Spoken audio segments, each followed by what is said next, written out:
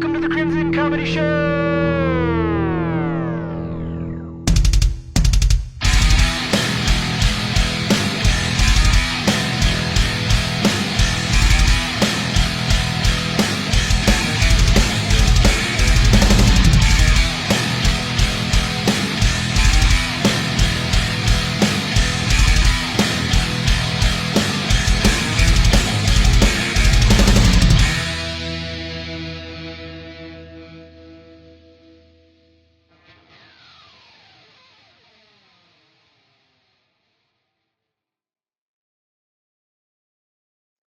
Welcome to the Crimson Comedy Show. I'm your host, Andy. Today we've got a very special guest today. He's a comedian and a podcaster. Give it up for Luis Noriega, a.k.a. the Drunken Sailor. Ahoy, mateys. See, I got it right this time. How's it, man? That's always the crucial part of the podcast, getting the guest's name right. I probably fucked it up. That's very professional of you, bro. Damn. So, where'd you get the name Drunken Sailor? We're going right into the fucking thing. Where'd you get it from? You know, I have a big mouth. Everybody knows me. I tend to pop off sometimes when I get drunk and a little rowdy. And some comedians went on a podcast one time and started talking smack about me. And somebody showed me the clip, and like one of the comedians was like saying, "Oh, he's a drunken asshole. He's a drunken idiot. He's just a drunken caveman." And I was like, "That's who I am, though. That's what I am. I am a drunken asshole. I was a sailor." And I was gonna originally, because I was in the Coast Guard. We're not sailors. We're actually seamen. So I was gonna go by the drunken seaman, but I was like, I don't think that'll look cool on a T-shirt. The sterile seaman? Well, I said, screw it. I'll be the drunken sailor if that's what you guys think of me. I'm like, screw it. I'll go So with it. you got the nickname years later, not like actively duty, no?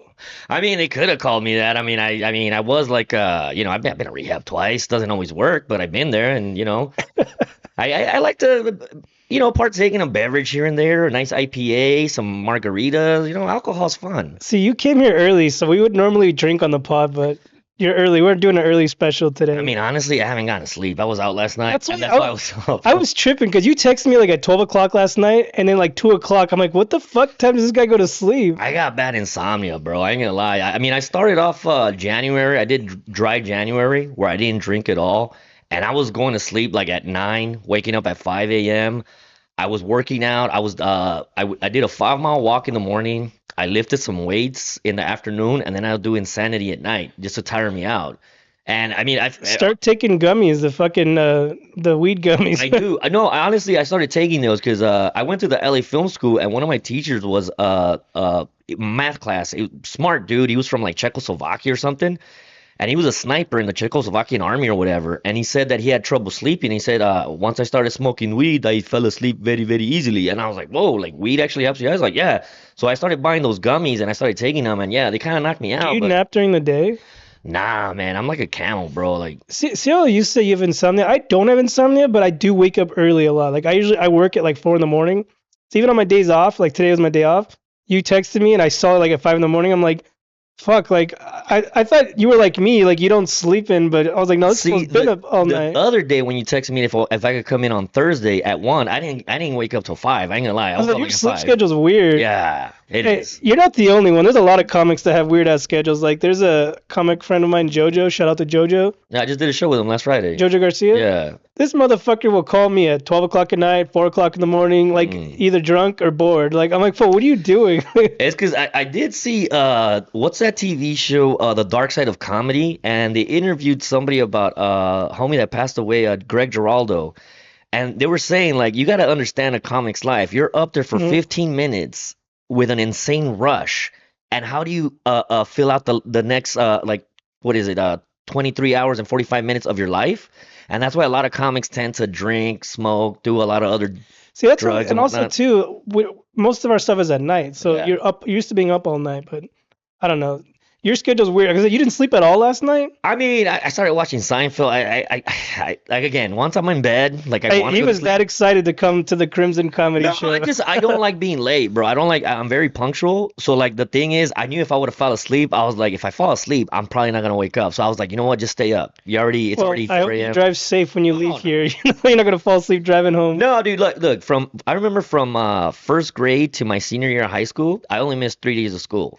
My dad used to tell me, like, if you're not going to be the smartest, you're going to be the most diligent. And, like, I even if I had a fever, my dad's like, "You're going to school. Like I don't care if you're sick. Like you're going to school." And I have that He work. raised you as a soldier for sure. Well, as a worker bee, he told me we don't got if you're not smart or rich, at least you could be the best worker. And even when I was in the military, like a lot of my bosses were like, "Dude, you never get tired. You're always on time." Like How I, old are you? I'm 43, That's good. You're still young. bro, but my body doesn't feel it, bro. My Trust me. body I doesn't know. I feel was it. googling like what vitamins I should take for now. Like now that I'm getting older, like Fish oil. yeah, I gotta start doing something because like for your muscles, like vitamin C and D, like Yeah. anything, like I don't know. I was gonna maybe buy some stuff on Amazon, but yeah, you got to start paying attention to that I stuff. mean, I just started working out and just eating a little bit healthier. And I'm not gonna lie, that month that I took off from boozing, like I think I kind of did feel a little bit better. But Just drink liquor with no mixers, no sugars, no well, nothing. that's what I drink. I drink vodka sodas. So you Like, just drink the vodka.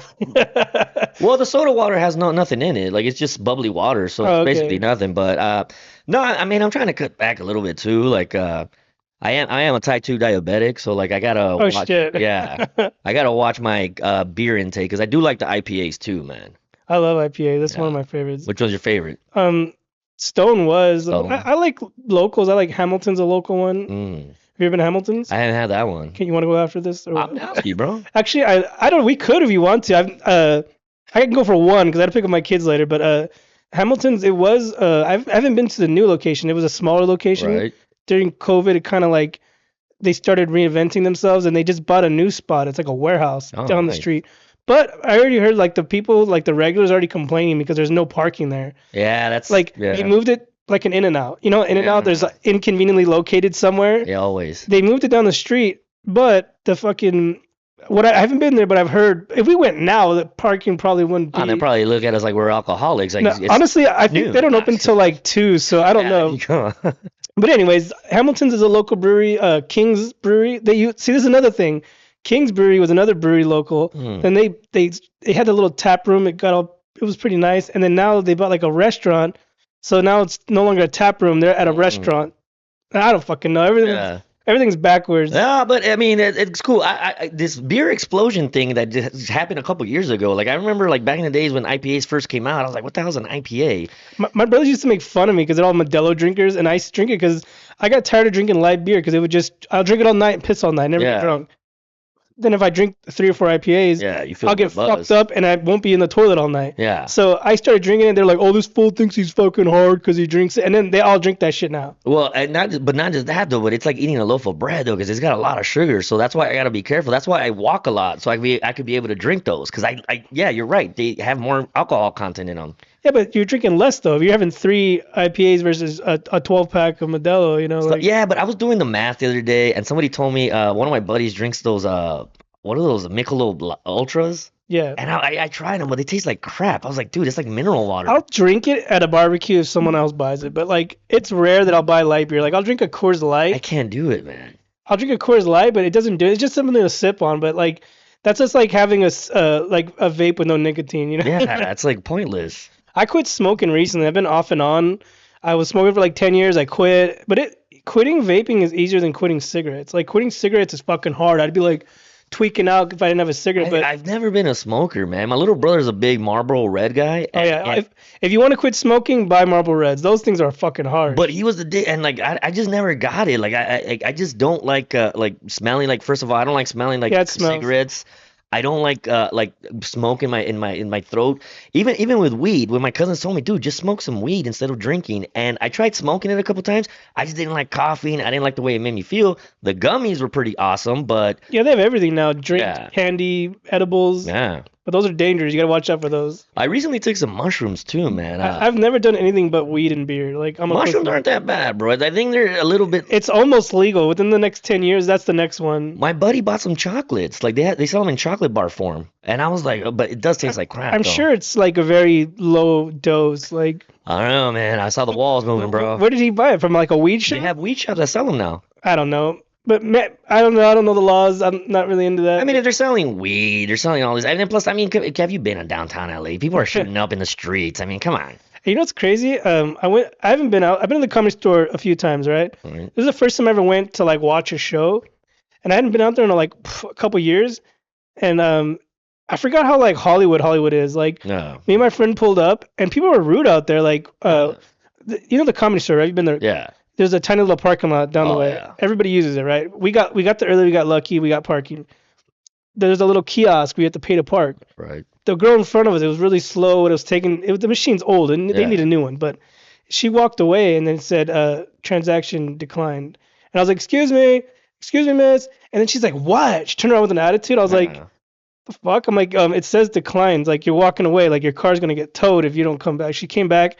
She did it, and then it worked. And she just walked away. But I was like, that bitch was rude. I was trying. uh, Like I wasn't hitting on you. I literally was just like, excuse me, miss. Like it, it. it's freaking weird though, but a lot of women nowadays, I guess, because they were fighting, like, because they were like, I don't like getting hit on. I want to keep away from She was a guys. distance away, and Right. I was like, "Excuse me." Like I wasn't like I was walking up on her, you know. But Stayed stationary where I was at. was she from here? Was it a white girl? Or was it? She worked at one of the places right there. She's Ah, like, "Oh, I work right here." I'm like, "Oh, "Okay, that's cool. Your shit still declined. You're gonna get yeah. towed." Like there was a gay dude behind me, and I was like, "Dang, she was a bitch. She had an attitude." He's like, "Yeah, fuck her. You should have just let it fucking go." That's what I would have done. I'm like, yeah, all right, fuck you then, dude. But But hope you get your ticket. when we did ours, it did the same shit. It was slow, and then you Mm, had to wait, and then it finally worked. And then um, we ended up walking to the Comedy Store, and then I saw a van pull up with a bunch of like beautiful girls, like model bitches oh, getting. wow. They got out of the car, and we were waiting in line to get in because it wasn't open yet. And they were just going around taking pictures, like up against a palm tree. Yeah. Like one girl had like a champagne glass, acting like she was drinking. I was like, to see the influencers come out here and just pretend to be in. Yeah. It looked so fake. I'm like, I forget how fake Hollywood is. You There, know? well, I mean, there's the best video I ever seen was after the Black Lives Matter riots in downtown LA when they started boarding up stuff. Some chick literally got out of her car, got a drill, pretended to be drilling a hole in the wall, and then got back in her car and left. And somebody just took video of her, and I'm like, that is LA. And I'm pretty sure she wasn't from here, but she just wants to get clout. And a lot of people are doing that, clout chasing. But it was just funny to see the girls, like literally, they were all taking turns taking pictures of each Yeah. other, like fake glamorizing this little corner section of Hollywood. Like, I remember one time I was in Las Vegas and I was with my girlfriend at the time, my ex-girlfriend, and her friends are all from Long Beach, so all of her friends went out for a girls' night of drinking. And me and my girl are walking around having a good time, and she's on her phone looking at her Instagram where all her friends are drinking. She tells me, "Babe, take a picture with me and pretend we're having a good time." And I'm like, "Bitch, I was having a good time. What are you talking about?" she But said, "Be happier." right, but she wanted to show off to her friends how happy we were, and I'm like, that's so fake. Why do you care what other people think? But that's what it is now.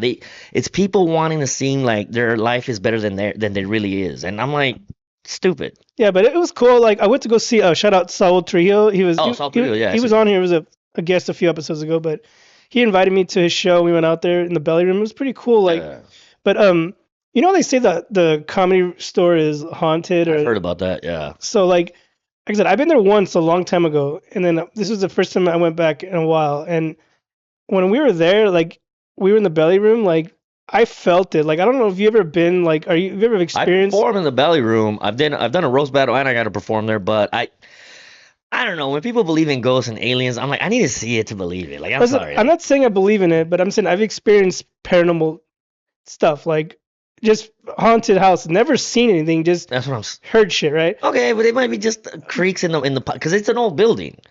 Hey, on one of my episodes here, we had Stefano Delgado on here, and her cousin was sitting right there, and he heard steps walking up our here, and we were the only ones home, and he was like, "I've heard shit in this house What before." were they high? Because No, they were just sitting right there. I heard it too. I tried to play it off, but like I'm just saying I've heard shit, whatever. But um, I'm just saying when I was at the Comedy Store, I felt like the negative energy. Not saying I saw ghosts or heard anything haunting. I just the dark history. You know, that place has a dark history. Yeah, well, There's a real dark history there. Like, and supposedly people got killed there or whatever, and yeah. because it was an old school like mob club. I don't know. I'm just saying like. I felt the negative energy in the belly room, not downstairs. Just when we were up in the belly room, that place was just old and Yeah. sketchy. I don't fucking know. I But I, I remember I did the belly room like a long time ago when I first started doing comedy, but I got lucky because Sally Mullins was the booker. And but I messed up because when I showed up, she's all like, "Oh, how many people did you bring?" And I'm like, "I didn't bring anybody. What are you talking about?" like She's you like, can't perform. "It's a bringer show," and I'm like, "What's a bringer show?" I didn't know what it was. Trust me, I was the same way. Okay, so but she told me, okay, well, if anything, I might get you on at the end. And the cool thing is, not trying to be an asshole, but a lot of the comics that went before me kind of bombed. And when I went up, I had a really good set, and she kind of told me like, "Dude, I'm glad I got you up there because you kind of saved the show. Like you were really funny." And I'm like, "Oh, thank you." That's why I don't like bringer shows. Especially when you're first new to comedy, nobody's gonna come. Right. I saw this one podcast. Some dude was talking about. This bothered me for a while because a lot of my friends and family, like, I only had like a handful of friends and family come to any of my shows, and it kind of like sucks. Like, you wish you had more support.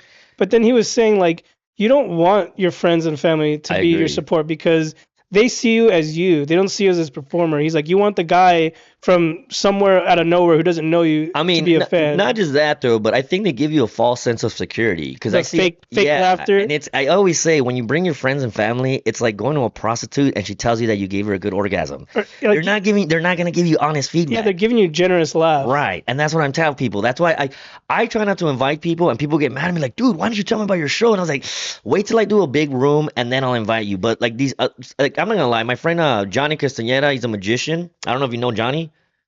Johnny Castaneda has a show right now. Maybe.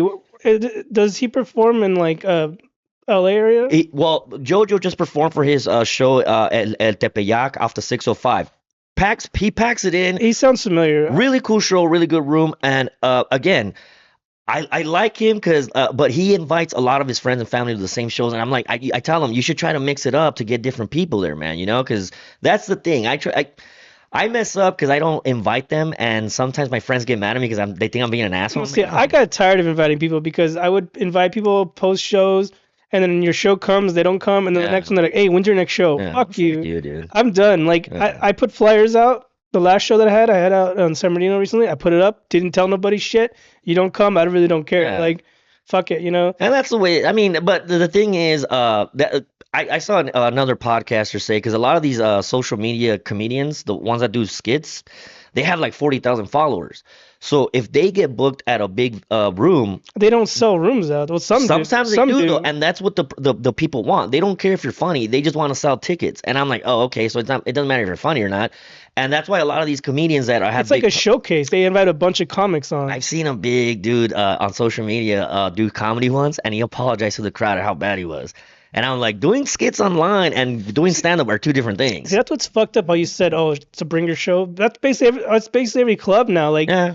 and it's sad though. I follow a lot of comedy clubs, and they're giving away a lot of free tickets, a lot of $5 tickets. I'm like, Well, because they get you with the food and the drinks, no, man. It's but like what I'm 15 saying bucks is a like ticket. Or bigger comics can't even sell tickets anymore. yeah. Like, I don't know what's going on. Maybe it's the economy. People are broke. Like they can only afford to go to one show a year. So But it's because I don't think they make their money at the gate. I think it's the food and the it's drinks. like the movies now. Yeah. You go to the fucking movies. It's for my family. It's $100 just for the ticket Yeah. for 4 people. Yeah, screw that. I'm like, fuck, I missed the drive-in. The drive-in was like the kids were $1. Dude, I remember my dad used to take us to Thrifties to get us candy before we even walked in. So we always had our candy in our pockets. And then but nowadays, like, there's no Thrifties around anymore, man. We It used pissed to me go to off.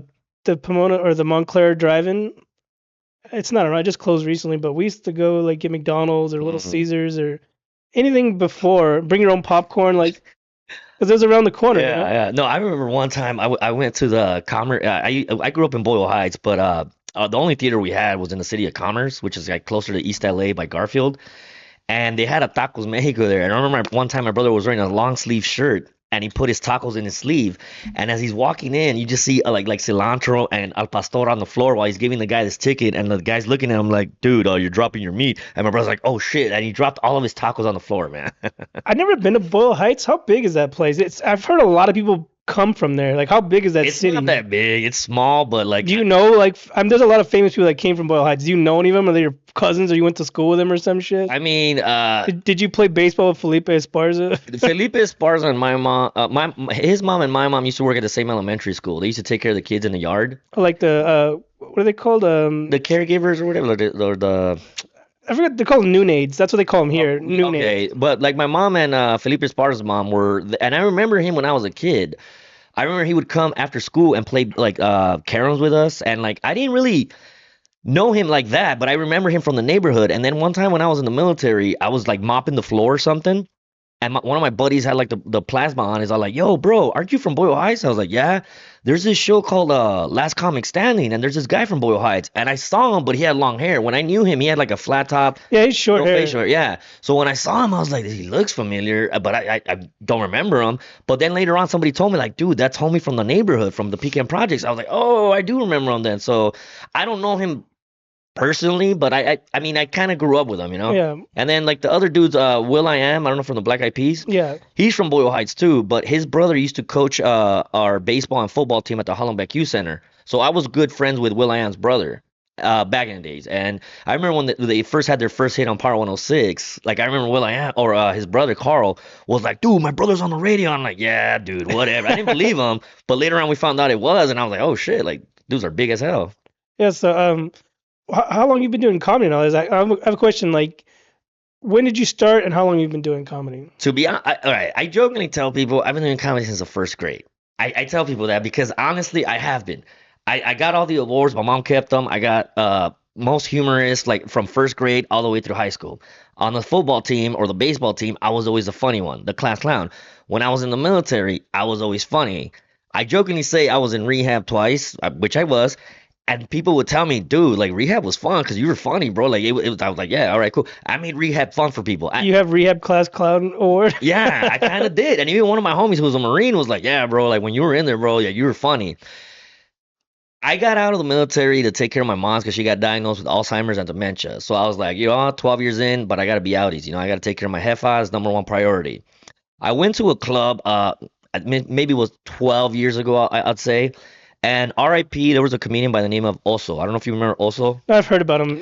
He had a room at the Sunset Room in Hacienda Heights. He passed away a few years ago, right? Yes. I remember when I first started seeing like posts about him, but no, I don't know him though. But he had a cool room at the Sunset Room, and the Sunset Room's been a comedic staple for like the San Gabriel Valley because back in the days there was not a lot of rooms for like Hispanic comics on this side of the 605 or even this side of the five. Like it was either Hollywood or nothing.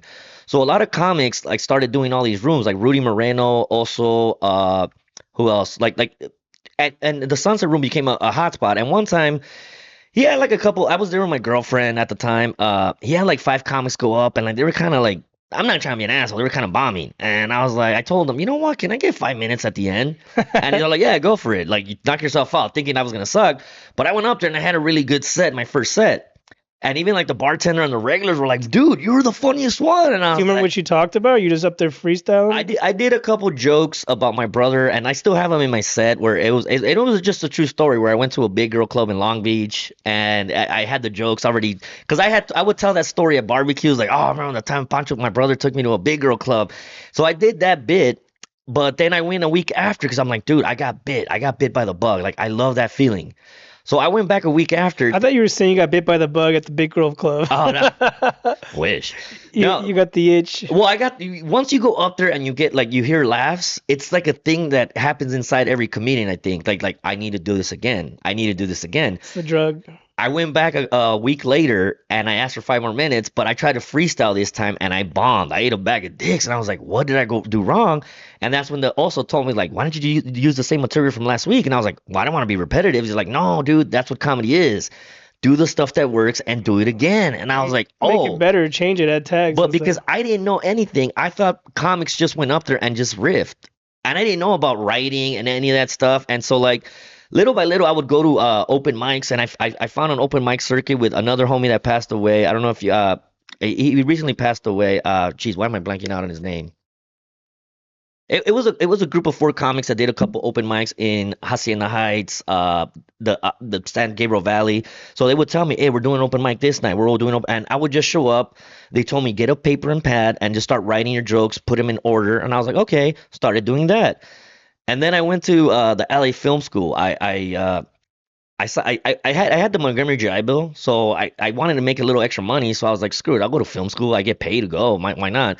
And when I was there, I met this. I call him Hindu Jesus because it was this Indian kid that looked like Jesus.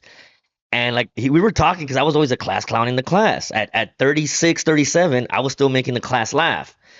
And my friend was like, my friend, why are you trying to be behind the camera? You are very, very funny. You need to be in front of it. And I was like, I've done open mics here and there. Like, well, what do you need to do? I was like, I don't know. There's classes. He literally opened up my laptop, found Rudy Moreno was teaching a class at the Ice House. And he's like, give me your credit card. And I was like, what? He's like, give me your credit card. You And had to pay or like the slotted mics? well, no, it was a class. It was an actual Oh, class, but you had to sign up for it. So I was like, I gave him my credit, and this dude was pushy. But I always thank that guy, Hindu Jesus, if he's out there, man. that's his real name. His name's Viet something. He's Indian. It's hard to pronounce his name. We call him V. That's what we call him. But he's the kind of the one that pushed me. And once I took Rudy Moreno's class, RIP, another comedic dude that was super nice to me. Like I always thank the guys that were always nice to me because when I started, there was a lot of assholes. Rudy was always nice. He was always supportive. He was like, dude, you got something, keep doing it. Like really supportive. And he told me you need to write your bits like an essay and move things around. It's like about and like the stuff that he taught me were simple things, but like I thanked him and people were mad at me that oh you're taking a class, are you trying to take a shortcut? I'm like I just made fun of my friend recently who took a class, but I don't know. I was just fucking with him. no, I know, but I don't look me. I'm very competitive, and I buy comedy books. I study patterns. Like I like talking shop, and whatever I do in life, I want to be the best. So why, if taking a class will make you better, why would you get mad at somebody? See, I've tried to read comedy books. I bought my own. I actually bought, a friend gave me one of his. I haven't even finished it yet, but do you have any books to suggest? Any comedy books or writing books? I mean I got the There's hundreds of them. but not just comedy books. Five Below has a lot of these journals, and these journals help you. Like I try to before I go for my walk, I'll read like there's these journals that have these questions that I'll ask you like name a time that a girl embarrassed you in front of other Or people. like ad libs? Yeah, well, not an ad lib. They just ask you a question. It's a journal, and it asks you a question.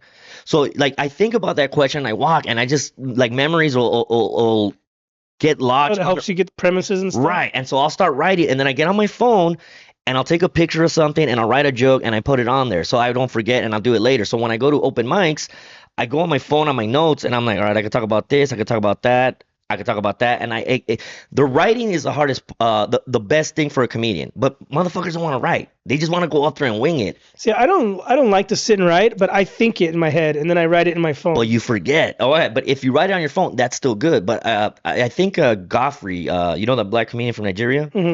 he came out on a podcast once and he said the best advice I ever got was from Bill Cosby. Bill Cosby said, "Before you go up there, you got to put it on the paper. That's where the joke lives. You have to put it on the paper." And Godfrey said, that's the best advice I could give any comedian. You have to write your shit down to move it around, mess with it. And I had writing sessions with a couple other comics like Isaiah Starks and a couple other comics from this area, and we would go up, get on Zoom, and we would just each of us would do a minute, and then we would critique each other to try to help us get better. And again, some people are, oh, you guys are trying too hard.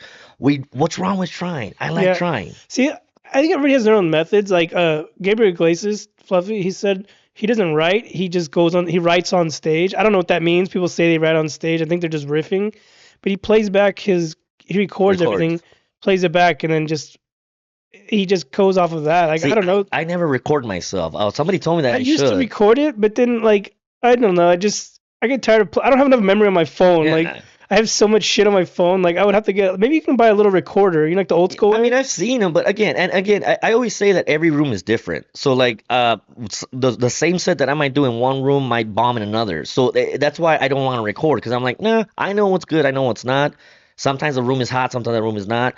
But again, the basics is always writing, and then just How often do you write new jokes? Do you fucking turn them around quick or no? again, Jerry Seinfeld said if you're a comedian, you could write three jokes in the morning, three jokes at night. Oh, that's crazy. No, but it's not. Even if they're not good, after a month, if you do three jokes in the morning, let's say, okay, let's dumb it down to three jokes a day.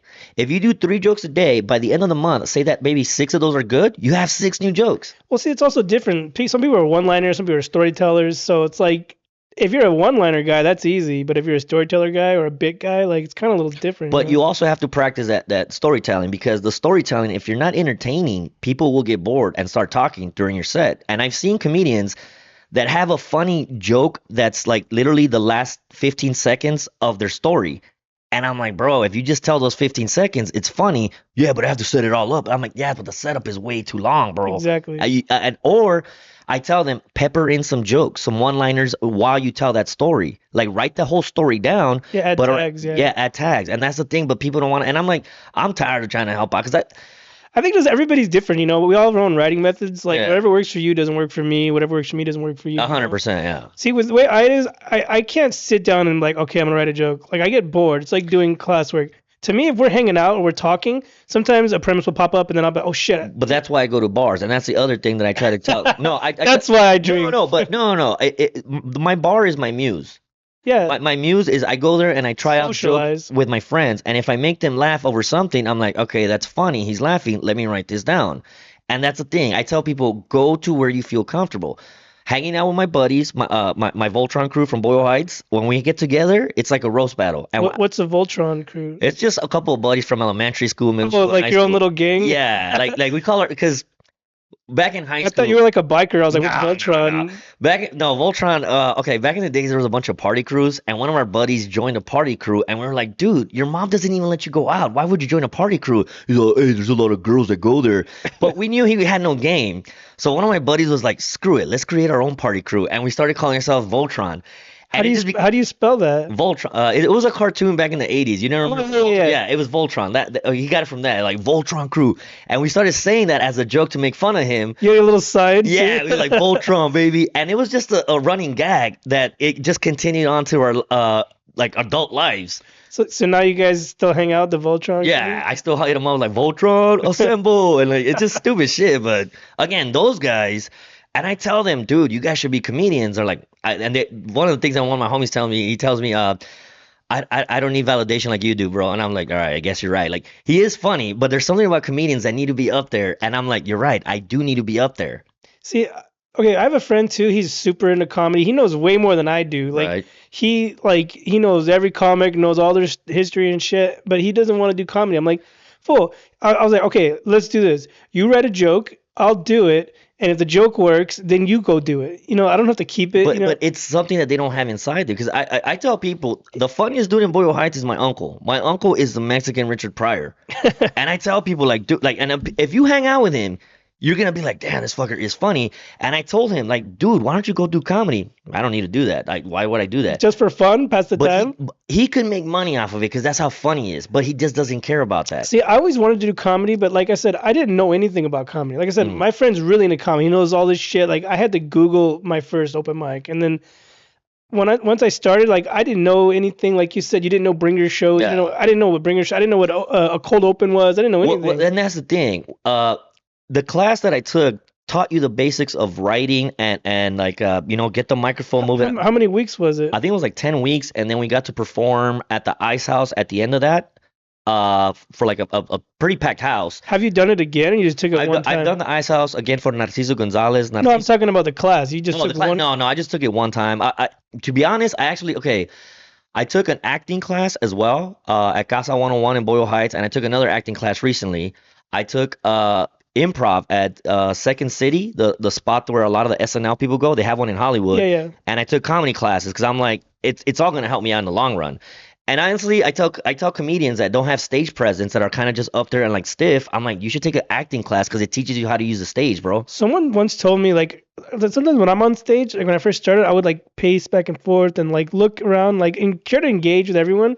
And some dude was like, you shouldn't move around so much. You're not gonna get work that way. And I was like, okay. No, and then there's plenty of comics that are literally move around, act out, or more. Yeah. I do some physical comedy, even though I'm fat, but I do some physical comedy. But this one dude told me that, and I was just like, shouldn't take advice from everybody. No, Like, yeah, 100%. stop moving around. You're not gonna get work. Like, what are you talking about? I can do what the fuck I want. You're gonna stand there stiff, like, shut the fuck There was up. one comedian that told me, like, I don't know, there's always like these douchey comedians that have been doing it a lot longer than you have that try to tell you how to do stuff. But I'm like, bro, I just destroyed you. What are you talking about? And I'm not trying to be a dick, but there was one comedian that I just like beat the brakes off of like on stage. Like, and I'm very competitive. A lot of comedians get mad at me that I'm like that, but I'm like, that's just the way I am, bro. Like, and I'll be honest. Hey, start your own room, set versus set, where people go battle against each other. I've challenged a couple dudes, but like the thing is, it's like beauty. Beauty is in the eye of the beholder. If I like a big butt and you like big boobs, you're not wrong for liking big boobs, and I'm not wrong for liking And you big know what's butts. funny too? We all bomb, right? We've all Oh bombed yeah, before. And then someone will see you bomb that one time and think, oh, this fool fucking sucks. But you just bombed that one time. But right. then you murder the show the next night, you know? So I guess unless they like have seen you bombed over and over, then they can say you suck. But until they've Yeah. seen you at least 5 times, No, yeah. then they can judge you, you know? Because and again, one of the things that I told myself, if I bomb 3 times in a row, I'll quit, and it hasn't happened. Like, I bombed twice and it was like a year apart. okay, So yeah, it's not bad. I was drunk once and the other time I was just those jokes were not ready. Yeah. I shouldn't have even gone up. I did it high one time, never again, because like I just forgot all my shit. Drunk, I've gotten to the point where I've cried on stage and passed out almost. I've done a couple crazy shows, man. I ain't gonna lie. I got drunk at open mic and I was like last to go on. I didn't even think I was gonna go on. I was just drinking all night, and then I went on with like 4 beers in me, like Where was this at? the Ontario Improv Oh wow. with the Space Dust. I was drinking Oh yeah, Space Dust. that's my brew, bro. You know what pisses me off? I love that beer there because the beer is expensive there. Yeah. So if I'm gonna spend money, I want the strongest beer, and it's always sold out. Like they're always sold out of that beer. Yeah. But I was spaced out on Space Dust. I was fucking like 4 or 5 in, and they called me. I used to go to the open mics there a long time ago at the Ontario Improv, right? I remember there was this one guy that showed up with a predator mask and a fake ass, and he started slapping it on stage, and that's all he did. He just went up there and just slapped ass. He had a fake prosthetic ass, and he popped it out of a briefcase, put on a predator mask, put on like this record of dun dun dun dun dun dun dun dun dun dun dun dun dun dun dun dun, and then he just started spanking the ass around stage. That was his bit. Someone probably dared him to do that. But I was cracking up at people like looking around because I thought that was funny. I saw an Asian dude come as Elvis, like doing I've it. seen that dude. I've seen that dude. He's pretty good. Yeah. He spins his fake guitar around, and that was pretty But funny. again, like I'm saying, it sometimes it's weird because even my homie Johnny, which I've seen that dude kill at the Ice House, but a lot Johnny of people, who? Johnny Castaneda, he's the magician. Oh yeah, yeah. A lot of people look down on Magic Comics, and I'm like, why? He has a niche, and he has a crowd that does like And that. they're not really. They're very rare now. Like Right. Well, like magician comics. The Amazing Jonathan is one of my favorite comics. He was I don't know if you saw his documentary. No, I've never seen. It's a good documentary. He's a really funny comedian. He does magic tricks, but like he messes up a lot, and he's just funny.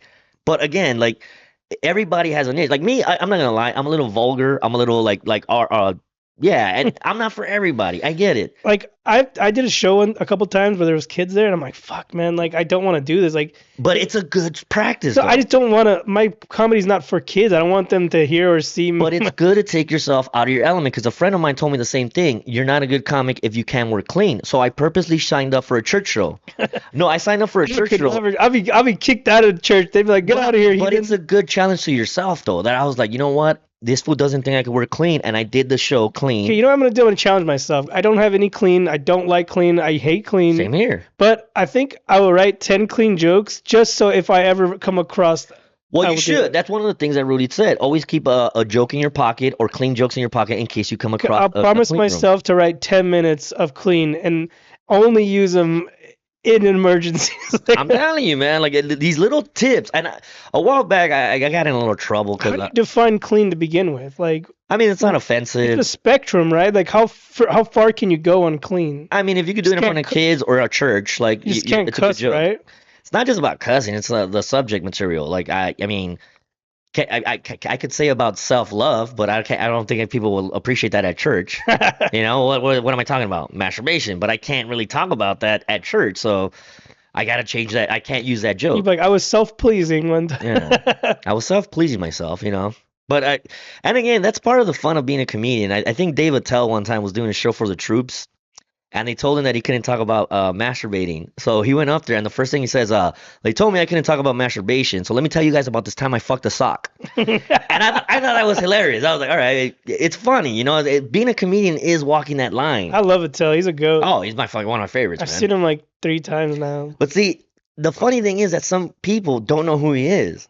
It's because he was around back in the day, like before social media. But I'm Like, saying though, they know who Joe Coy or Enrique Iglesias is, and I'm not hating on them because they sell out arenas and stadiums, and it's more like you said. Those girls that were taking pictures, a lot of people want to go see these guys to say that I saw him and I took a picture with him instead of going to see a real funny comic that might be at a smaller venue. you want to hear something funny?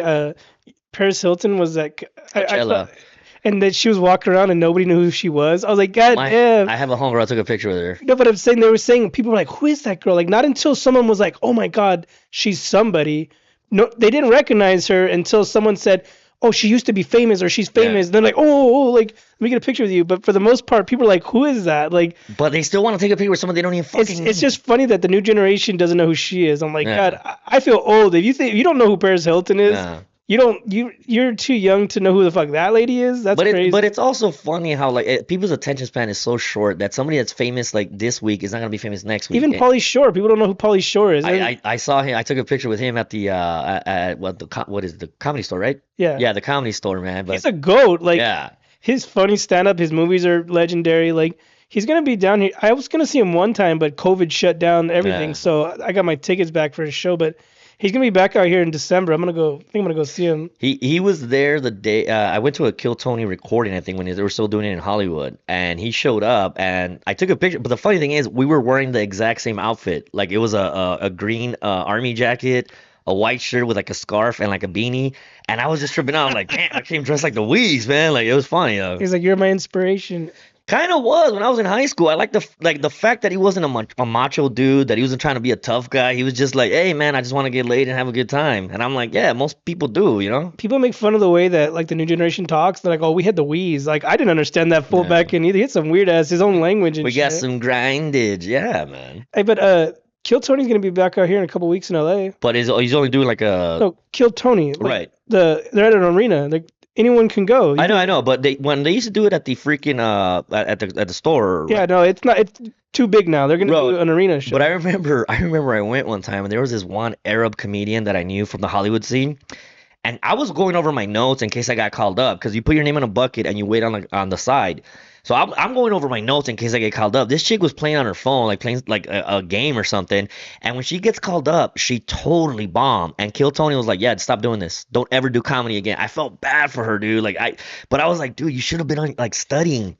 See, I think I would do good in the bit. Just the interview, I would bomb because they ask you like, oh, what's like something exciting about you? What do you do? Like, nothing. Like, I'm a loser. Like, this is it. Comedy and podcasts. But That's all I still, do. that would have been. Yeah, it's still funny. Like, I'm a loser. Like, the fact that you said I'm a loser, I do But see, podcasts. they don't like that. They want to hear crazy shit like, oh, like I did this when I was a kid and I got hit by a car, and they're like, oh wow, like they want to hear like the gnarliest shit. Like I have nothing. Like, so I think I would do good in the minute. And I'd probably bomb. They'd probably get pissed off at You me. got two dogs. You got two beautiful dogs. You got a nice freaking house. Like, I mean, you got a lot of stuff to talk about, You're bro. like, you sound like a douchebag. Nah. See, I don't like to brag about none of that stuff, Yeah. but anyways, I don't know. I just think I would get nervous in the interview because they're asking personal questions. What's your love like? Like, what's Yeah. this? I'd be like, oh. But they're gonna be back out here. I'm gonna go. You should go. I'm thinking about it. Where are they It's- gonna do it at though? The Intuit Dome. Oh, I haven't been to that one. I've never been there either. So but wait, how are they gonna get the names though? Okay, Because so there's so which- many people. I don't remember how it works, but they usually post something like the instructions. The way they did last time, you go there like an hour or two before and you sign up. They did it 2 times last year in LA. Oh. One time the comics were allowed to go inside and you sit in a little comic section, and the other time you had to stay outside because there wasn't enough room. They did it at the second one they did Damn. was at a smaller one, but this is a big theater or a big Yeah. arena, so The Clippers. Well, they're not gonna use the Clippers. Are gonna use it anymore since they're So- out the freaking playoffs. whatever it is going to be, you're going to have to show up a couple hours before. There's going to be a sign up area, all the comics sign up, and you should be able to get in to go watch the show. I'll check it out. Yeah. But don't quote me. But that's, like I said, how they did it last year was at one arena you were allowed to go inside. The second arena you had to stay outside because I guess there wasn't enough room. Yeah. So it's going to be I think May 8th or something. It's a Thursday, the first Thursday. And of if the you month. do go, study your jokes, practice your 1 minute, just because I'm telling you, you don't want to be like that chick. Because poor girl, I felt bad for her, but at the same time, I'm like, dude, you should have been studying your notes. This was at the Comedy Store. Yeah. Well, at least the crowd wasn't that big. What room were they in? No, it was pretty big. It was a big room. The main. The main room. Oh. Yeah, the main room. But I just felt bad. Did you Man. ever see her again after that? I haven't seen, like, honestly, because I've been doing this for like 12 years. It's funny, like this comedy game is really a game of attrition. It's who can go the longest. And I think a lot of the comics that I started out with, like, get married, have kids, and they're like, I can't do it, bro. I got no more time, and it's hard for them. They choose a family life, which I'm like, all right, cool, but See, I have all that, and I try to make as much. I can't do 5-6 nights a week like most people do, right, but I will dedicate some time. yeah, I try my best to get as much as I can. That's why I don't like open mics anymore. Like, nothing. People talk shit. You need open mics, but my time is valuable. Like, yeah. I can't go somewhere, drive an hour away to maybe not even get Especially called. out here, living out here in Fontana, Yeah, there's not a like lot of stuff out here. the Ontario Improv, the last 3 times I went, I didn't even get called. Yeah. So I'm taking my time to go out there. It's not far, but like paying money and just sitting there and like not getting called is like that's why I'd rather just do book shows, where I know. But not just that though. But like I also practice in the shower, bro. I practice my set when I'm walking. Like today, I have a show tonight at Sage and Wayer. It's a fundraiser. This is gonna be on a couple days, so you. No, I know. But the thing is, on the drive home, I'm gonna be going over my set and while I'm driving. And I tell comics, practice, practice, practice. Like you got all this time, you could practice in the mirror. People, my dad thinks I'm crazy because I'm I talking do in the mine in shower. my car like, when I'm Yeah, driving. do it in the shower, bro. I look like a crazy, like I'm talking to myself. Oh yeah, I've been caught a lot of times, bro. Yeah, you hit the punchline at a red light and someone's staring at you. Yeah. But I did. I mean, and the other day I did I had written a joke a long time ago that a buddy of mine just came up to me and reminded me, and I forgot to write it on Hey, my phone. that feels good is when someone remembers a joke. Like I Yeah. had a dude on here recently and he's like, hey, I like that one joke you did. He said the joke. I'm like, fuck, that's great. That like people, hey, I like this bit. Like it's Yeah. memorable. Like there's Yeah. people you could write jokes all day and nobody remembers them. Like to have like a what do you call it, a hit or Yeah. what do you call that? Like a No, like a good set, like a good yeah, like a set. like your one hit wonder. Yeah. Your single. No, but I mean, not just that though. I got called a hack one time because I sometimes I dress up like a sailor when I go up there. I'm surprised you didn't do it today. I was gonna no, well, it's because a comedian told me that. Oh, that's hacky, and I'm like, I purposely went dressed one day with. Character is not hacky. But I went dressed like the drunken sailor once to a show, and then the next day I went in a suit, and I did the exact same Why don't set. you make that like a persona? Like you're yourself, and then the drunken sailor is like, so your drunken sailor could be the more vulgar guy, the It crazy. kind of is. It kind of is that way, but I don't have to always dress up like the sailor. I just do it as Just put your hat on. the reason I did that too was because I read this book on pimping, and a pimp, Iceberg Slim wrote, the reason pimps dress the way they do is to get the attention of weak-minded people. When a pimp dresses outlandish, weak-minded people turn and shut up and pay attention to them. So when I go up there with the like a sailor hat, a pipe, and glasses, people are like, "Whoa, what the hell's this guy about?"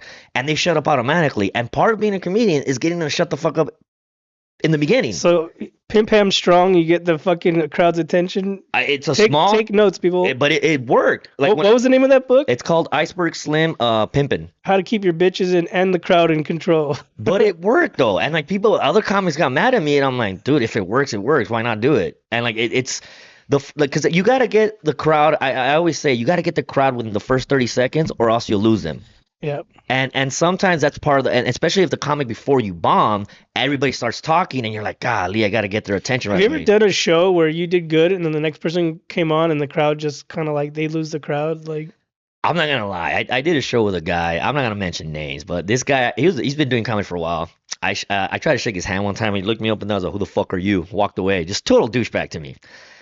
I was before he was a headliner. I was right before him. I fucking crushed the first week, and he couldn't follow me because people started talking as soon as he went up. Next week we were gonna do the same lineup. I was right before him, he wanted to go. no, he tells me, "Hey, bro, you mind holding back? So you're making me work hard." I'm like, "Fuck you, motherfucker!"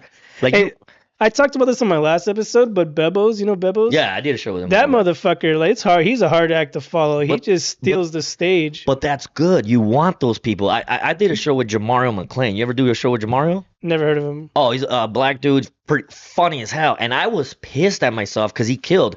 But somebody told me, dude, you did very well. I know, but he did better than me. So And that's how I felt with Bebos. I had done a show with him, and I was like, I thought I did great. And then he came on, just immediately fucking crowd roaring. I was like, fuck. but again, it's the energy Humbling, sometimes. yeah. No, but it's the energy because there's comedians like Stephen Wright. He's very high energy, yeah. Right, and I'm high energy too. But Stephen Wright, the guy that kind of talks like this, he comes out in Half Baked. Oh, yeah, yeah. He's one of my favorite comics, but he's very monotone. But his style works because you just sit there and you pay attention. Whereas Sinbad, who's he's a mime up there, he uses his He body. still performs. I thought he was like dying. I think he had like a stroke, but I think he's still. But those two styles are two different styles. One is the poet, the other one's the clown. And if you can mix them as a comedian, you become the ultimate comic. So yeah, the words are funny, but sometimes the look, the gestures that you do add to your joke. That's what I was telling you. Like, I act out some shit, and one comic told me, you shouldn't do that. You're not going to get word. And he was like a judge of the night. I was like, okay. Nah. I mean, again, like I always say the example that I use and those comics that I like without even saying something, just with their eyeballs, is Rodney Dangerfield, George Lopez, and Bernie Mac. Yeah, like the awkward silence too. Like But like the look, just a little look adds to your joke. The like the acting kind of get fruity adds to the joke. And Hey, why not? Bebos does that. Yeah. And again, but see, I bet you he took an acting class, and that's why I tell a lot of my friends, take an acting class, take an improv class. All that stuff about the stage, it's a stage. It Yeah. teaches you about stage presence. It teaches you about like how to use a stage. And it's as dumb as it sounds, it did help me out a lot, bro. See, I just learned because I was a fan of comedy before. I was go to comedy shows all the time. I still go to comedy shows, and just like watching people, different styles, different whatever, and like just like taking mental notes, Yeah. like. But I've never taken a class. I just feel like to me, I've been doing comedy 3 years now. I feel like it's a little too late. Like I feel like if I go, they're gonna teach me stuff I already know. That's why I had a friend recently. He went, And it was all and stuff you no, knew. no, I asked him like, did you learn anything new? And he just kind of joked it off, but like, he didn't ask it. He didn't answer honestly. But I want to know, like, seriously, did you learn anything or did you waste your money? No, 100%. But it Well, I also learned. I it learned. also depends. Like, you said you took a class, right? The teacher's also crucial. You went to one. That's what I was asking you. Have you ever gone to another one? Like, what if you went to Okay. another one and learned a All different right, but this is perspective? a funny thing. Okay, so when I was at Second City, I was in the Coast Guard. I was stationed in Long Beach. So after work, I would just go to Hollywood and I would take improv classes. The improv Second City has a bunch of different classes that they also had. So one of them was stand-up comedy. I think it was like 120 bucks, and I was like, screw it, I got extra cash. I'm not doing anything. I'll take it. And the dude that I took it, the instructor was a writer for not Cartoon Network, but what's after Cartoon Network at night? Adult Adult Swim. Swim. He was a writer for a TV show. Funny dude. I still follow him. I was already in comedy for a while. I already took in the Rudy class, so I kind of knew my bits. So I went in there and I was very raunchy, very like very vulgar, and I had everybody cracking up. At the end, he tells me, "All right, dude, you're too dirty. You can't say anything that's racist, homophobic, fatphobic." And he kind I'm of out. I'm and he out. kind of scolded me. And then, but all the kids in the classroom were like, "Dude, but he was the funniest one." I'm like, "Yeah, but if you want to get booked, you can't do that." I was like, "All right, whatever." The next day, I was walking around Hollywood. I forgot what I was doing in Hollywood, and I seen him skateboarding. He was skateboarding. I'm like, "Hey, yo, what's up, dude? You're the dude from the class." And he stops. He's like, "Yo, bro, everything I told you, don't listen to me. The Second City told me to tell the people that because they don't want to offend anybody and they don't want to get in trouble. But your shit was funny, bro. Don't listen to what I told you." And I was like, "Oh, cool." He's like, listen to me, but don't listen to But me. if I no no, but if I would have listened to him and not ran into him, I would have like it would have fucked with my confidence because I was like, fuck, I thought I was funny, but this dude's telling me I can't do that. But it was just what he was told by the school. So Yeah. and then Rudy Moreno, the other dude that I took the class with, he said, when you write your jokes and your material, make it so that nobody can steal it from you. Make it so that it's Make it so your own. Yeah. authentic to yourself. And like, yeah. So a lot of the stuff that I say, it's I was a sailor. I grew up in Boyle Heights. I grew up with a lot of gangbangers. It's material that it, Literally, all my material is about my life and about me. right. But But that's the hard part is that you eventually got to write about other shit. You can't just write about yourself all the time. But see, and that's what Pauly Shore said. That Pauly Shore in an interview said that he misses the day that comics could go up there and talk about their lives, and at the end you kind of know that comic. And I think that's cool because a lot of people want to know a little bit about you. And like when I say jokes, I write jokes a lot about the jacked up shit that I've done in my life. But people come up to me like, "Hey, bro, you're very relatable. I'm glad you're able to talk about that." And That's I'm like, that's what I "Thank was you." telling my girl, like, 'cause I'm vulgar too, and she's like, oh, she's come to see me a couple times. She's like, oh, you shouldn't say this. I'm like, listen, did they hear? You heard the crowd? Did they laugh? She's like, Yeah. yeah. I'm like, okay, something I said, some a part of their life, or they as their childhood or something they experienced. I was like, I make. She's like, you shouldn't make fun of yourself. I do a lot of self-deprecation. I was like, when I make fun of myself about my insecurities or whatever, someone else is now like, oh fuck, like he made fun of himself. He's like, he's putting himself out there. Right. They now feel better about what Yeah. you did. Like, because you could joke about yourself. We're not perfect, like I'm never gonna have the perfect body. I'm not gonna be the smartest person in the world, I can call myself dumb or fat or whatever, and then like someone else could be like, oh shit, he's not perfect, I'm not perfect. We just laugh about it. I mean, and again, that's why I try not to take females to any of my shows She or hates anything. comedy, man. No, This week, I this took a week, chick one time to a show. I was dating this chick. She was 27, college aged. And she tried to tell me, almost yelling at me, and I ain't gonna lie, it sounded like Marge Simpson yelling at Homer. have you ever Like, noticed that at most of the shows, the hecklers or people who interrupt, they're always women? yeah, no, because they want the attention on them. Have you ever had any bad hecklers at your shows? I had uh. I had one heckler, but I destroyed her, and like she came back and apologized after. But it wasn't even okay.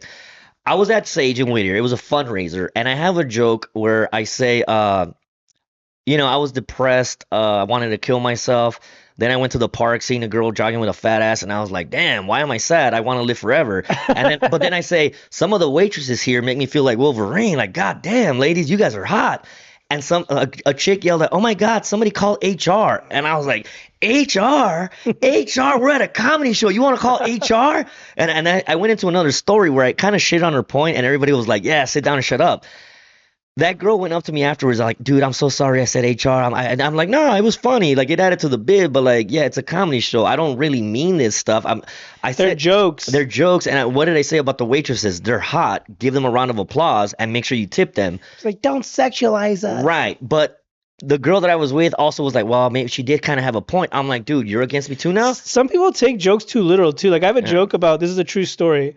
I was at a comedy place and I needed directions and a girl pretended to be deaf to avoid talking to me. Oh wow. It's a true fucking story, right? At the end of the bit, I say something at the end of the bit and someone's like, it's actually not like I'm like, listen, it's a fucking yes, it's a true story, but I'm adding fictional shit to Right. it to make it funnier. Yeah. And it's not literal. It's a fucking joke. Because the joke I say, I'm like, oh, she really was deaf. I was like, I was like, honestly, the chick was a solid 3. Like she wasn't hot at all. I was like, but if she really was deaf, I would have brought her up to a 10. Because any bitch that don't talk back, shit, where do I sign? Like, That's a funny joke. and but people were like, well, you shouldn't say that because I'm like, I wasn't hitting on her. I literally just wanted directions. Like almost. And the joke is about And you know what's funny is yeah. okay, I asked for directions, right? And she pretended to be deaf, right? I'm telling you, this is not a made up fucking story. And I was like, this bitch really did this. Same situation almost happened again at the comedy store. The lady was paying for her thing and it declined and she walked away. And I was like, excuse me, miss. Same situation.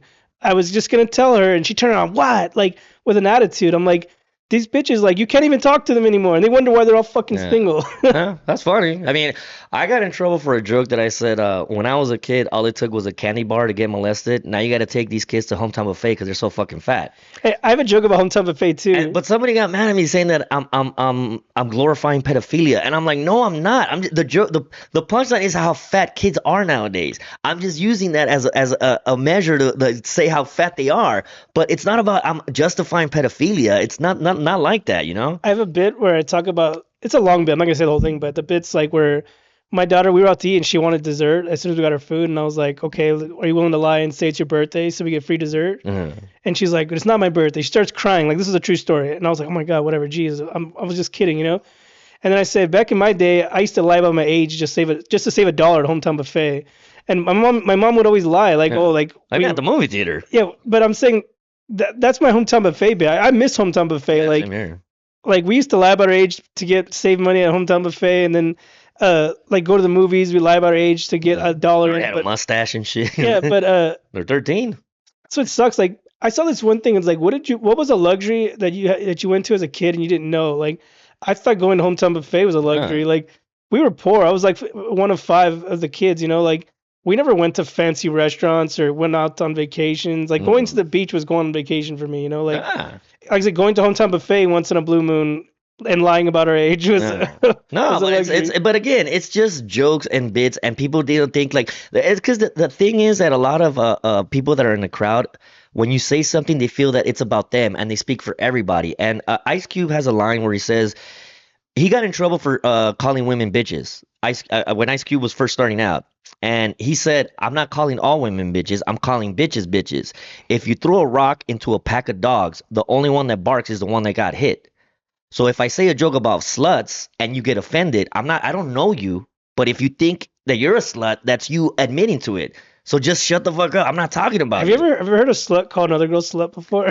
I've seen that. I mean, I grew up. I was a sailor. I've been around strip clubs and I've seen all I that was gonna stuff. tell you when you were in the Navy. I'm sorry, Coast Guard, not the Coast Navy, Guard. Coast Guard. I fucked up. Uh, When you were in the Coast Guard, where did you go? Where did you travel to? Alaska, Colombia, Miami. I was stationed in Miami. I went to the Bahamas, Cuba, Key West. Too bad you didn't do comedy back then, huh? You could have done some shows. No, out I there. mean, I did do comedy on the ship. Like I didn't know I was doing comedy, and like I would tell my bits, I would use my bits and mess around. But like my homies always tell me, like, Would dude, you you're be able funny. to perform for like the Coast Guard people now? Like, do you have connections, or you can? I mean, The Long Beach Laugh Factory. There's a Coast Guard base right there in Long Beach, San Pedro, like right off the bridge. You So should do like Veterans Day mics or something there. I've done them. I've done a couple shows down in San Diego for the vets, and Dig Salas always does a bunch of shows for veterans and whatnot. So like, I've done them here and there. And then like last week, I just did a show with Scott Shimimoto at a VFW off the 210 as well, where we raised hygiene kits for veterans, homeless veterans. So it was like toothbrushes, and whenever it's for a good cause, I always try to do it because good karma always comes back. And Rudy Moreno was one of the ones that taught me like whatever you do a show, try to attach a good cause for it. So when I started doing uh I ran the Sunset Room for a while. I didn't want to run it, but the owner came up to me and he told me, "Hey, you want to do comedy here?" And I was like, "You don't know what? I don't know what I'm doing, but a way to fast track to learn, yeah, I'll do it." And he asked me, "You want to get paid?" I was like, "Nope, because I don't know what I'm doing. I'll do it for free." Because I didn't know what I was doing. It took me a while, like a couple months, but I put a little pageantry in it. Like the book on the pimping said, like little pageantry goes a long way. And another comic who's a hater, just a dude that I can't stand, he was always like, "Man, you're trying too hard. You're trying too hard." So I made a competition that day where the winner gets $50 out of my pocket. I got a WWF belt, and I would dress up like Jimmy Hart, and I would like interview the comedians, like, "Oh, you're up against this other comedian. How do you feel?" I mean, I was having fun with it. And this dude was getting mad at me, like, "Oh, why are you having fun?" I'm like, "I'm sorry, I'm having fun at a comedy show." But some of the comics liked it. The bartender told me the first couple months that we were there on a Monday, we were making like $200. After you started doing comedy, like after a couple months, we're making like $4,000 on a Monday. Yeah, you know what's crazy? Like, there's a lot of rooms out here that like comedy rooms don't really last around here. But like, I know there was a place around here that it was a new place. We started doing comedy, or people started doing comedy there. It got popular. Everybody was coming, and then out of nowhere, they just like no more comedy here. I'm like, we're bringing you business But here. what did somebody do something? I don't remember. Like, there had been a couple times where someone drunk patrons, not us, Yeah. because they had pretty decent beer prices. They give you like a wristband. What show? What spot was I'm this? not gonna name the Okay. place, but it's not. They don't do comedy there anymore. But it was fun. It packed out like, and then just out of nowhere, they're like, we weren't allowed to do comedy there anymore. I'm like, I'm pretty sure they get no business anymore. Like, Yeah, but it's sometimes it's because I did a show off the 210 as well. It was at a the Bright. I don't even want to mention it either. I know what But you're talking about. yeah, we're bright. Okay, You don't but have to say it. Don't say it. okay, but that spot there was this bartender, and we would bring her business every Sunday night when nobody was there. And one time she kind of heckled one of the comedians, and like she was pissed because she was working on St. Patty's Day, and she was just being a bitch. Like, Isn't that a normal day for a bar? That's like one of the. It's like a but I Christmas. don't think she wanted to work. I think she was pissed that and but we were bringing her business, but she just didn't like sometimes because some comedians. I'm not gonna lie, I was one of them. We would get vulgar. We would like It's a bar. Who cares? right. But the thing is, she got pissed, so the owner found out, and the owner was like, "Well, you guys are bringing me business. This chick is kind of being an ass." They got rid of the chick, not us. So I'm like, no, like we were bringing you business, dude, and you fucked it up for yourself. Like if we weren't here, you wouldn't get tipped. Exactly. That's what sucks about. I tell this all the time. Like, comedy's not respected. Like, it sucks that it's hard for us, like people who aren't like big names, Right. to get shows. So we have to settle for bars or breweries or whatever. And then the owners don't understand comedy unless they're comedic fans or they're Right. fans of comedy. You have to like be like Well, like eye to eye with but them, you see, know? the owners don't give a fuck anymore either. The owners just want to make money. They don't give a fuck if you're funny or if the show's great. All they care is the bottom dollar. I'm not gonna lie, because Even the clubs now. but after that bar owner, the one that I said I don't want any money, I'll do it for free. And I'm not gonna lie, I learned about booking, I learned about hosting, because that's the other thing. Hosting is another animal all in its own. I've never hosted before. Again, you should do it. I tried to one time, and this douchebag was like, "You're not ready," even though he No, but fucking that's the sucked. thing. Okay, that's why I got a co-host so he could help me out. And after a couple weeks of doing it, I got a lot better. So I'm like, all right, dude, I'm gonna try to do it by myself this time. Again, I had fun with it. I came out to like the Bulls used to come out. You know that song, the Chicago Bulls come out. I don't remember. But I came out like with an entrance, like now from East Los Angeles Community College, and I came out like a Laker with my or like Bulls with my pants, and I was just having fun. But again, back to the original point, the owner, after a couple months of me doing it, he came up to me, and I was only doing it once a month. He's all like, "Hey, bro, if you want to do it every week, you could do it." Because I saw the dollar bills in his eyes. He's all like, "Oh, like now you see my value because I'm bringing a lot of people in." But I was putting out flyers around the city. And again, I was attaching a good cause. One of the shows that I did a cancer research fundraiser for kids for cancer research, and I donated like all the money that we made. I raffled off some stuff. I took donations. It was like $500. Another one was for the Wounded Warrior Project. I raised a bunch of money, raffled off some stuff. And again, these are the things that I learned because I learned from other hosts. There was one comedian that would put around Jolly Ranchers around the tables. And I'm like, why do you put Jolly Ranchers? If the people are eating, they can't heckle because they're chewing on something. And I'm like, that's smart. The other thing that he taught me was, why do you raffle stuff? If I raffle, they have to stay all the way to the end. Oh, you're right. And I'm like, oh, that's again, but I would pay attention to these little things, and I'm like, oh, that's interesting, little things like that. So in the end, I had people staying till like 11 at night on a Monday night.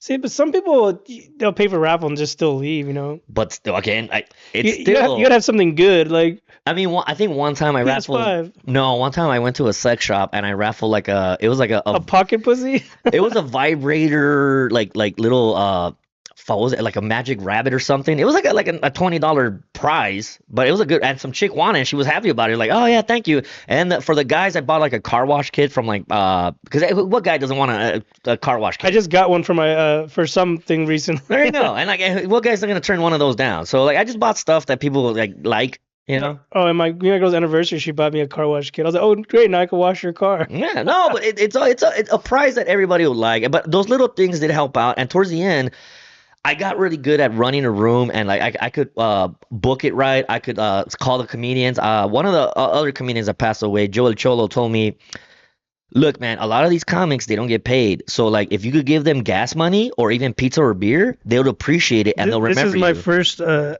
talked about this before. You wrapped it up. My first $20 I ever made doing comedy. Yeah, I got my check. I got a check. I haven't got a check yet, but I kept this thing for sure. That's good gas, bro. But see, again, it means something to you.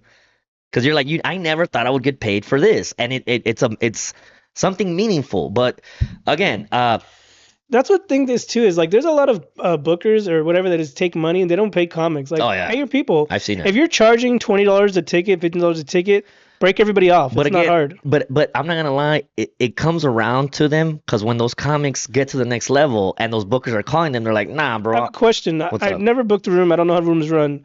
When you're doing a show, like say I'm gonna do it at a bar. Does the bar pay you for entertainment, or You gotta sell your own? You gotta tickets? talk to that. You gotta talk to them about that. Like some. I don't like touching money myself. But I always gave $20 to the comics and a little note saying thank you for coming around and doing my show. Some bars they don't want they just want you to bring the people. They want you to do all the work for free. And I'm like, okay, I get it. You're giving me a place to do the show. I was just wondering if bars paid for entertainment. Like if they paid you're bringing 5 guys, and here we're giving you $200 for the night. Again, some places do, some places don't. For me, because I was starting out and I didn't know what I was doing, I was like, dude, I'll pay you to fucking let me do a show here.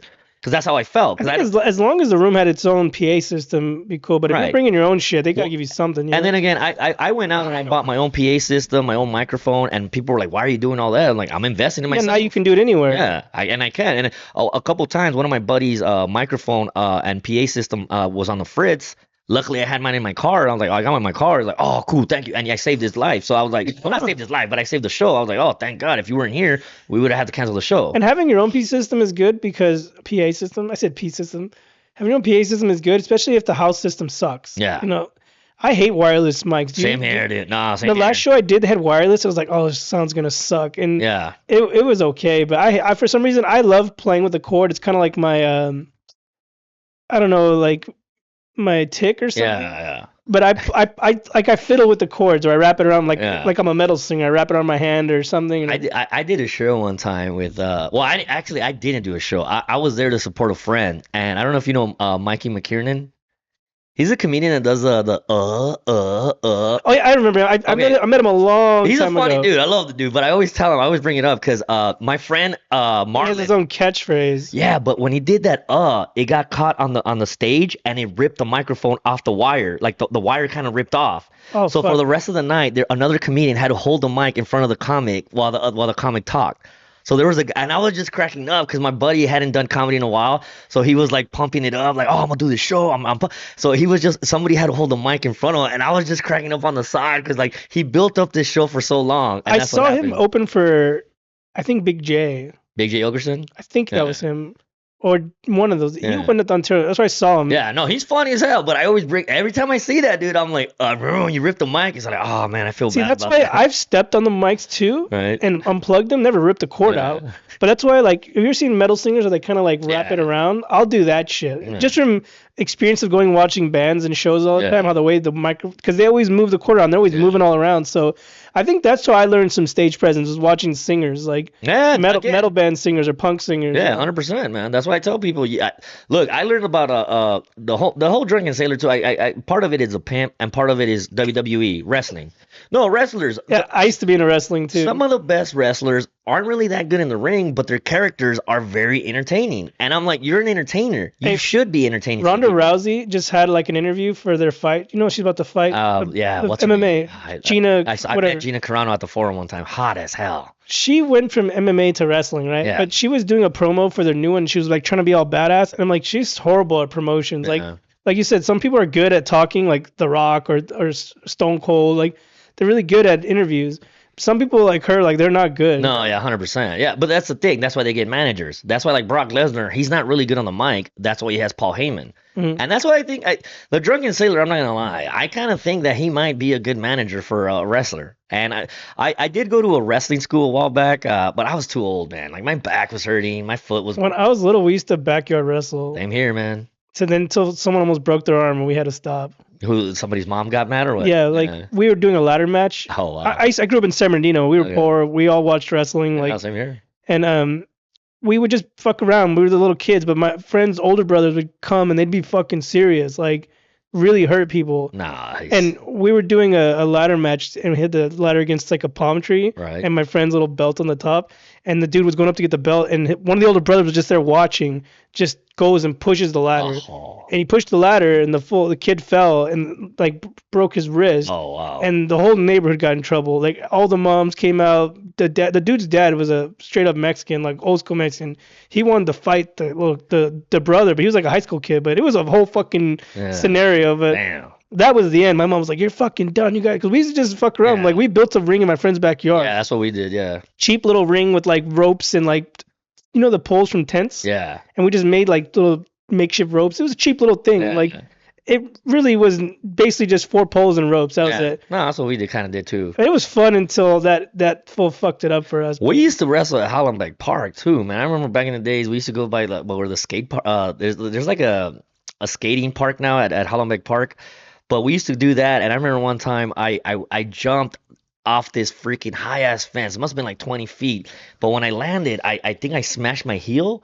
And like for a month, I couldn't walk right. And my mom was like, "What's wrong? What's wrong?" I was like, "Oh, I was playing basketball and I twisted my ankle." Because I didn't want to tell her I was backyard wrestling, right? But I remember I think I smashed my heel so bad. See, we did it like little kids. Like we knew we were pretending to hit each other, but there's legit backyard wrestling where they like bob wires and nails. Yeah, that's not real wrestling though. That's like crazy shit. They jumping off roofs and like the tables on thumbtacks, fire. Like that shit's I too thought my gnarly. homies did that. I ain't gonna lie, there was a couple of my buddies, but like I was more into like. I want to go to dwarf wrestling. They have them out wrestling is, like, here. pretty cool, yeah. They have them out. I want to see it. I always enjoyed it. Remember how in WWE they used to have them once in a while? Yeah. They used to have little matches, the little ladders and shit. El Torito, and then against Hornswoggle, I think I remember. Yeah, that they used to have random little ones, but they were badass. Like those little guys can fucking fly. Like and AAA, they actually have a division though, like in Mexican wrestling, like because those dudes are badass. There was a couple dudes that, I mean, it's a subgenre of wrestling, but yeah, it's fucking awesome.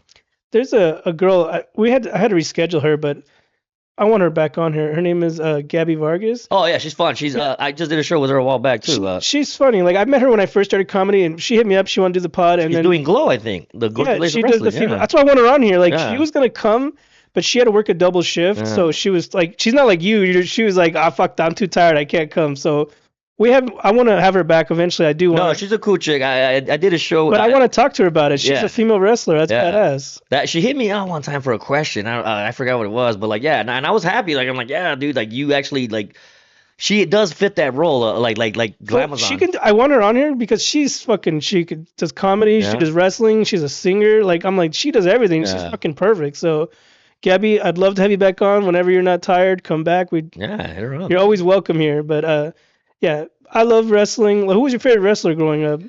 I mean, I gotta say, when I was a kid, I went from like Macho Man and Bret Hart because I like the smaller guys that could actually wrestle. Like I liked Hogan, but Hogan was kind of the same match over and over. Macho Man and I don't know, Macho Man was just crazy, bro. And then I like Roddy Piper on the mic. Like I just like the stories, and especially the older I get, I just liked how he was such hateable. He was so hateable, but I was like, but he's so cool. Like he doesn't give a damn. I still like in my garage. I'll watch YouTube. On YouTube, there's like they play Oh old yeah, clips. I watch them all the time. I get drunk in my garage and watch them. And then yeah. I forget what it was. It was on Peacock or something where they had just every fucking Yeah. every Well, no, it's on Netflix now. They have all of them. yeah on anything you can imagine. I told myself when I was a kid, if this was like available to us like this, Yeah. I would have been so fucking happy. Like See, I used to record everything, me man. too. Like Monday Night Raws, We used to have them on the Nitros. VHS Yeah. tapes and And then we shit. used to go to school and then trade them with your friends, and then like the pay-per-views, the ECW ones, and like I told this before, but one of my childhood memories is that we were all into wrestling. Like I was never into Dragon Ball Z or yeah, anime. into Like that either. a lot of the kids in my age were, but we were wrestling fans. Yeah, And same here.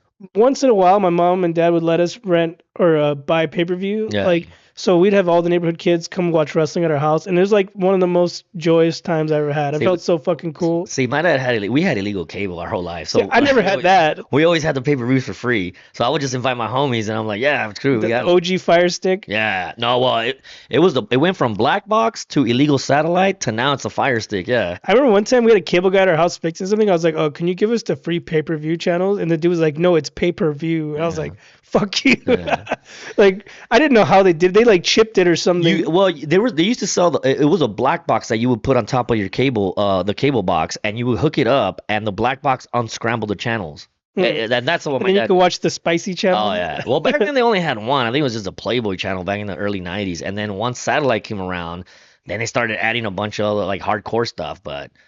Yeah, because I still remember before the life before the internet. I remember we used to go to the public I'm library. 37. You're like my brother's. 43. I'm You're 43. about my brother's age. But I remember, like, in order to see like a naked chick, me and my buddies would go to like the freaking public library and then try to like Google Playboy. Oh, I was And gonna say. I it think would you're looking take at the. I forever. thought you were looking at the African ladies in the book. We would still look at that. They had Lowrider magazine, National yeah. Geographics. Wow, Lowrider and all that stuff. Yeah, but like even the internet was so slow, it was just like Hey, just to see a that's chick. how we all got our first viruses. Yeah. Trying to download porn. Yeah.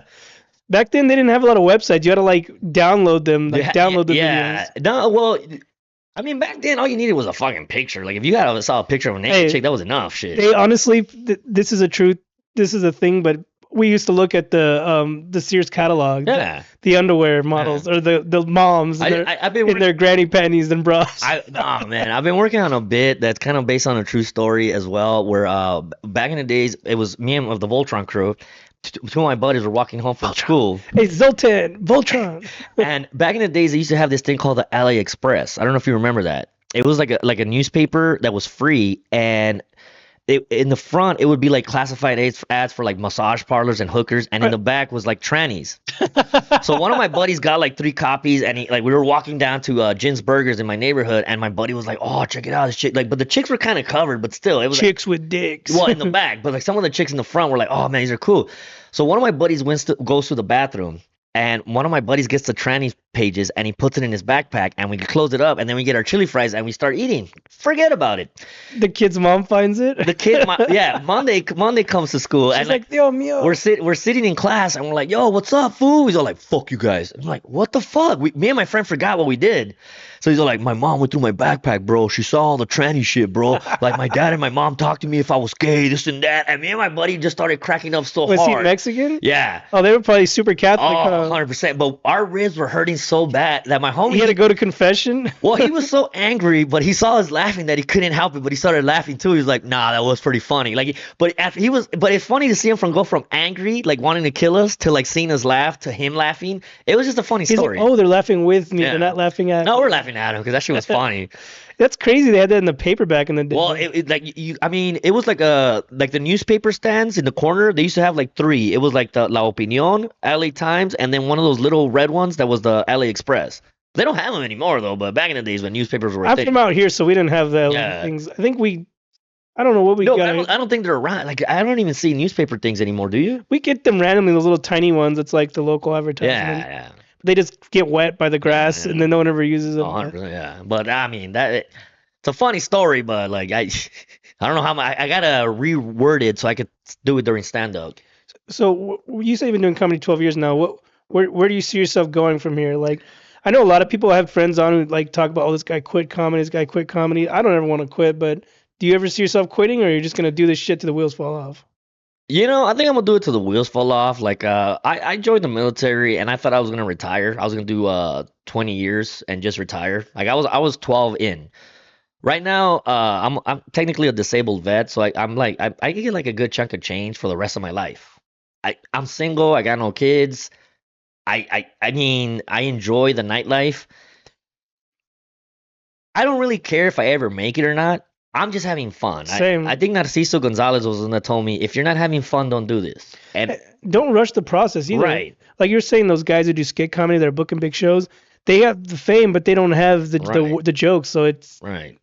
I'm not gonna go and apologize. Sorry guys, I know you guys see me with a million views, but my jokes suck. Sorry, I'm not ever gonna do that. So And I saw a dude do that. that's what I was saying. What you were And telling again, me. but again, everybody's journey is different. I get it. Like some people get instant fame. Some people would take some 30 years. And then like I even saw this one guy. I haven't wanted. Like I'm not ready for. I know I'm not ready for it.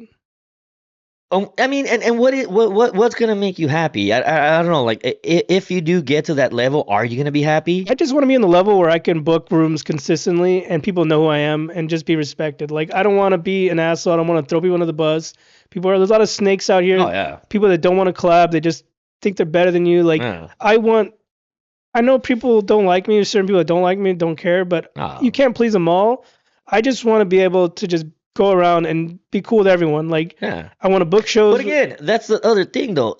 You should hang around people that are your type of people. Yeah, And that's the exactly. thing that I'm learning. I'm not for everybody. Yeah. And there's comics that come up to me and try to be all friendly, and I'm like, look, dude, I mess around with my homies and I was a sailor. I like to insult my friends, and there's a couple comics that You get can't hang. offended. And I'm like, oh, then we can't be friends, bro, because Yeah, because there's certain people you could joke with, but then they don't like when you joke with them. Or right. they'll make fun of you. You make fun of them. They get mad. Like, Yeah. you might be better. Yeah. And I'm like, dude, I'm just messing with you, bro. My goal, like I said, is just I want to be able to just to do clubs and do shows Yeah. and I'll be okay with that. Like I'll be okay with just being in California. Like, Yeah, same here. if I could maybe travel a little bit, fine. But I'm okay with just being a California comic. I mean, I think I got booked next week to do Fresno. So I'm doing Fresno the 25th. So, but again, even if I like today, I'm doing Sage and Whittier. It's right down the street from my house. I'm doing this podcast today. I'm enjoying myself. I'm talking comedy, talking shop.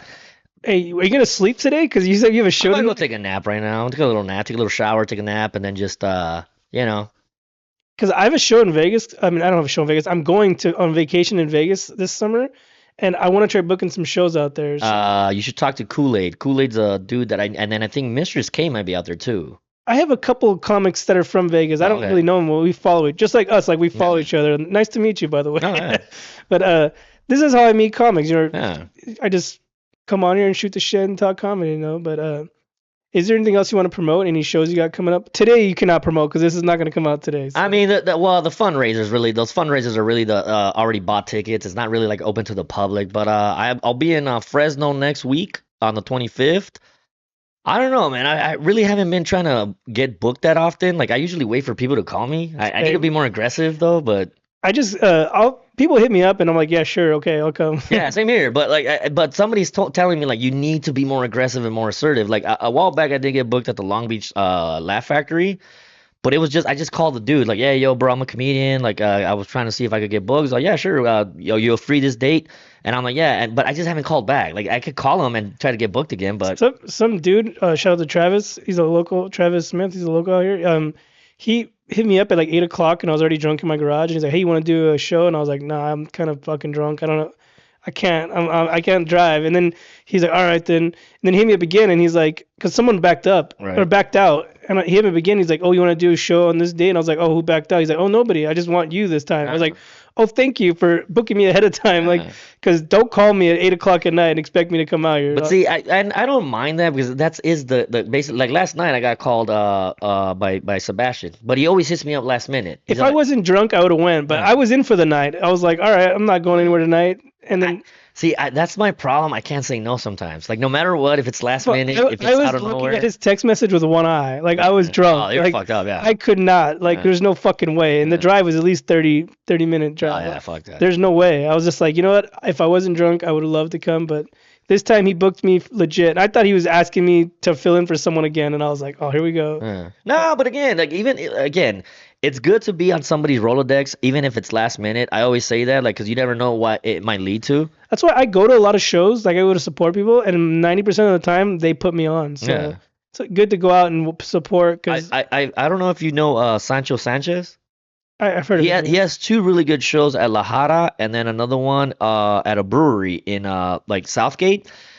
And he's called me like last minute 3 times. And he tells me like, bro, I'm like, he's booked me as well.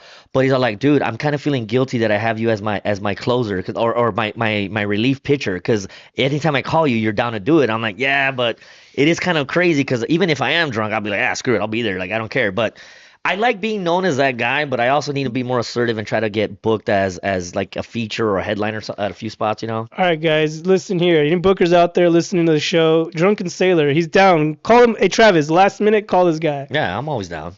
But anyways, go ahead and let the viewers know where they can find you. Plug your socials. I got you can follow me on Noriega Comedy or Drunken Sailor on IG. I do have a podcast that I shoot on Mondays, usually wrestling and politics.